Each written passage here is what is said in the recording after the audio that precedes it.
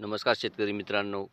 सततच्या पडत असणाऱ्या पावसामुळे या 70 दिवसाच्या कपाशीमध्ये मोठ्या प्रमाणात केना या तणाचं मोठ्या प्रमाणावर गवत तयार झालेले आहे.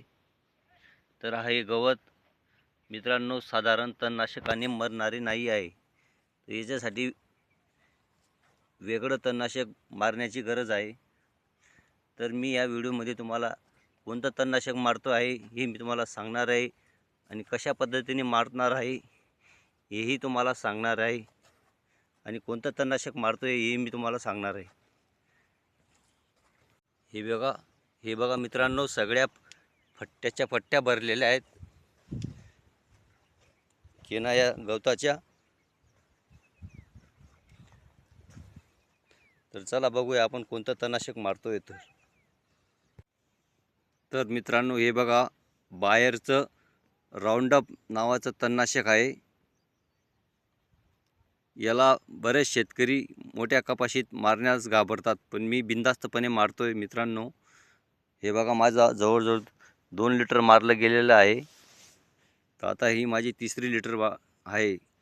तर मित्रांनो याची मात्रा प्रतिपंप 100 मिली आहे. तर याच्यात मी शॅम्पू वगैरे तर निंबू वगैरे काही टाकत नाही आहे. अशानेही 100% रिझल्ट मिळतो आहे. तर मित्रांनो हे बघा मित्रांनो, फवारणी करताना हा आपला नोजलची स्पीड क्षमता कमी असावी, जेणेकरून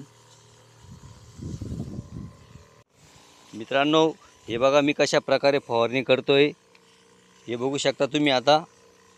तर मित्रांनो, फवारणी करताना हात जास्त वरती नसावा आणि नोजलचा पंपाचा स्पीड कमी असावा. नोजलचा प्रेशरही जास्त नसावा. कारण की काय आहे, नोजलचा प्रेशर जास्त असल्यामुळे जास्त प्रमाणावर धूर निघण्याची शक्यता असते.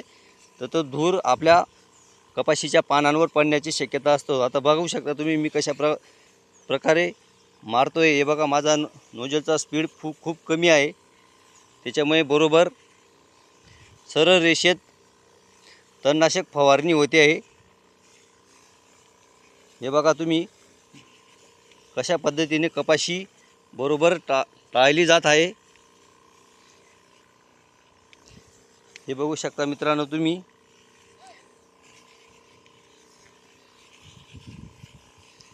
हे बघा कपाशीचे झाड मी कसं बरोबर अशा रीतीने टाळलेलं आहे.